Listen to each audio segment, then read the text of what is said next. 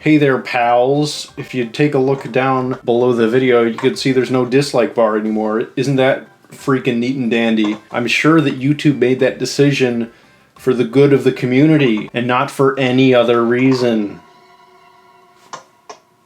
Unrelatedly, there's a new Kirby game that's coming out next year. I wonder what this video might be about. I made a video of my reaction to the news, but I have not actually talked about it in depth, and this is now my opportunity to do so because there is much to discuss. So first of all, your boy was right. I mean, I've been predicting this like almost exact scenario for a while now. I've made several videos in which I mentioned a new Kirby game is coming. We knew that it was going to be big and that there was a high probability that it very well could be 3D based on HAL Laboratories' explorations with 3D environments in some of their previous games like Kirby Battle Royale and Kirby's Blowout Blast. So here we are. The time has arrived. I've been vindicated. We all saw the signs. The signs that it was approaching. Let's go into some minute details that are very uninteresting to the majority of the human population, but I myself find quite fascinating and enthralling to think about. Okay, so first of all, this game is called Kirby and the Forgotten Land. What does that mean? What kind of land is it? Why has it been forgotten? Why does it look like that? So as you may have noticed, this game has a sort of post-apocalyptic, abandoned city vibe. Pretty obvious from just looking at it that that's what's going on. Something went down that resulted in this once thriving community leaving and nature taking over again. There's trees growing and vines, you know, that kind of thing. This is not the first time that the series has played around with post-apocalyptic imagery. Specifically, Kirby 64 features Shiver Star, which is a planet that looks like a frozen Earth filled with robots and abandoned shopping malls. It was a curious inclusion then. We have not really had it elaborated on since then, perhaps until now. The fact that that is such a prominent feature of Kirby 64 that, you know, has been speculated on for so long does make me think that it's possible that this city is related in some way to Shiver Star, in the very least, like, thematically. That's the big question. That's one of the things I'm wondering is, are we going to get the question answered of, does it take place within like the human universe? Is it something where it's like far in the future where humanity has died off like Pikmin or Splatoon? What I'm saying is the use of a post-apocalyptic environment as the central setting, it provokes thought as to where that might go. I think it's very unlikely that we don't see any connection to Shiver Star because the current team that's handling the Kirby series, led by Shinya Kumizaki, they're very aware of the series past and different lore and ideas that have been introduced. Like, they keep a lot of that into account when making new games, and you can see that across the past 10 years with little references and Easter eggs hidden that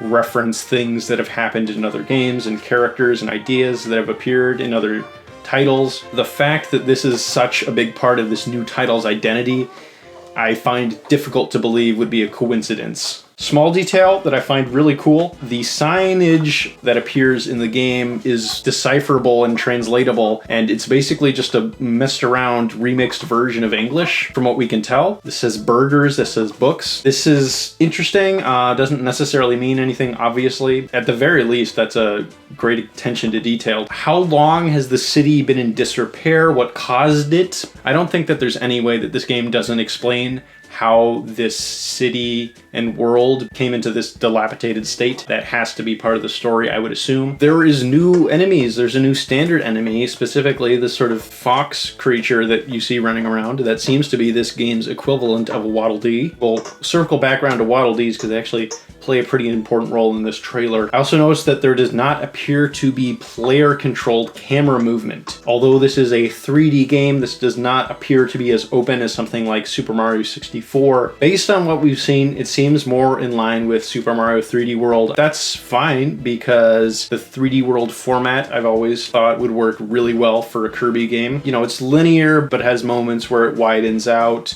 and I think that would work really well for Kirby. They like to keep the difficulty low and that's a pretty effective way of doing that while keeping the game engaging. We do see quite a few appearances of warp stars in the trailer, bringing back Mario allegories. This reminds me a lot of the pseudo loading screens in Mario Galaxy that occurred when you found stars that shot you across 2 different planets. We see a very similar thing happening with Kirby in the Forgotten Land here, where Kirby rides the warp star to what appears to be a different part of the level. So these could very well be used as loading screens and ways of traversal to different areas of a level. One of the main collectibles in Kirby in the Forgotten Land appears to be these caged Waddle Dees. We see a clearing and some caged Waddle Dees in the center, and these very well could be this game's equivalent of stars, like in 3D Mario games. Based on the way the trailer shows them, they do appear to be end-of-level collectibles, and they also appear on the necklace of the gorilla boss at the end of the trailer. Presumably, the Waddle Dees were captured by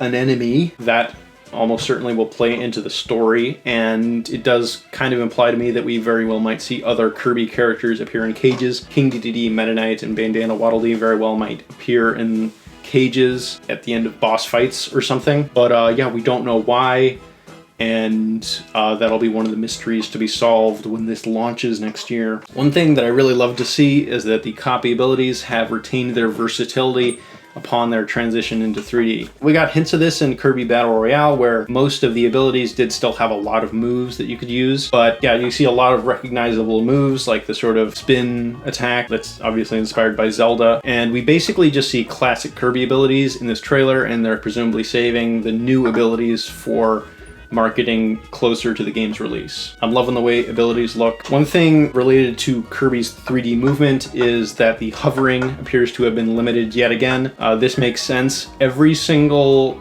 appearance Kirby has had in 3D, whether that be Air Ride, Battle Royale, or Blowout Blast, has had limited hovering. And that's just a way of, you know, making the game function, because it would break the game if you could fly anywhere, obviously. So limiting it is logical and something that's been done before, so it's really not surprising to see it here. It'll still help to evade enemies, so it still serves the gameplay function of lowering the difficulty for players that opt to hover away from enemies, like it has in the 2D games, but it doesn't break the progression like it would in a 3D environment if it was just unlimited. Okay, this is something that I have thoughts on, and that's the coins that appear. So I'll be frank, I think the Kirby series really does not need lives at this point, and I think they're pretty unnecessary. This was really clear in Kirby Star Allies, where they were basically meaningless. Like, you got so many lives in that game. I literally had to go out of my way to see the game over screen in that game,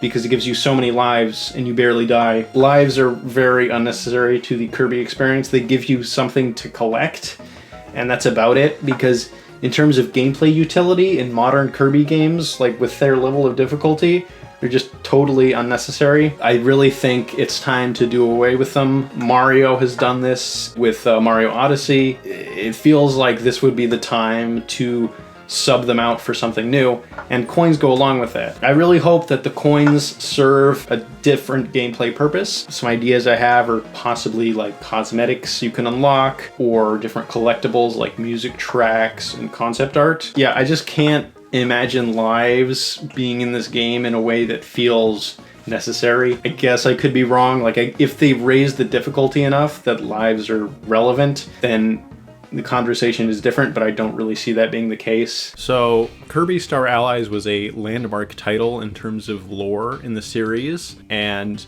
there's a lot of plot threads and concepts that I would love to see explored further in Forgotten Land. Specifically the Ancients, Void, and its relationship to Kirby. Given how much Hal talked up this new entry, it seems very possible that they will use this as an opportunity to further elaborate on some of these concepts. I think there's still a lot to delve into there, and I think that would be a logical decision, and one that would please a lot of hardcore fans of the Kirby lore. Alright, we're winding down, but one of the last relevant things to discuss is this blue bat that appears in the trailer and in Twitter artwork. Based on how it's been presented, very well could be this game's primary companion, similar to Magolor, and based on the way it looks and like its size, it's very likely that this is a sort of Navi-like creature, something that provides tutorials to the player. Not much to say about it, but that's what it looks like. Interesting that they sort of hid it in the trailer, like it's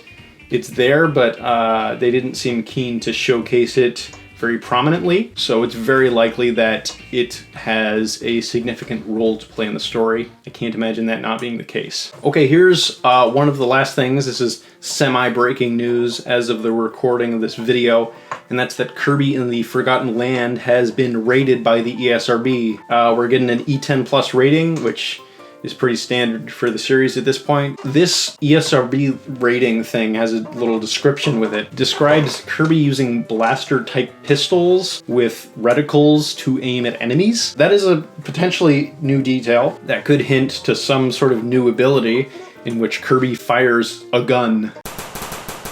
Let's hope so. Could also be something like Archer that we've already seen, or some sort of reinterpretation of a previous ability. I like the idea of having a reticle to aim, because that makes a lot of sense in a 3D environment where it won't be as clear which direction Kirby is facing. Like in the 2D games with Archer, like it's pretty obvious where Kirby's aiming, but 3D, it gets a bit more complicated. It makes sense to have something which makes it clear where you're aiming. So that sounds good. And also the fact that it's been rated by the ESRB does kind of imply that it's pretty close to release. Frankly, I'm inclined to think that this could indicate something as early as February. I was kind of thinking April for the anniversary of the series, but very well could be earlier than that even. February or March is looking very possible at this point, based on the ESRB rating. I probably missed one or two things. God damn, this is exciting. Yeah, I've championed this idea for a tremendous amount of time. It's the logical next step in the series, and I'm really looking forward to seeing if this is the evolution the series has needed for a bit. The 2D games are excellent, but the series certainly has needed an evolution for some time, and Kirby in the Forgotten Land is primed to be just that. Let's hope it is.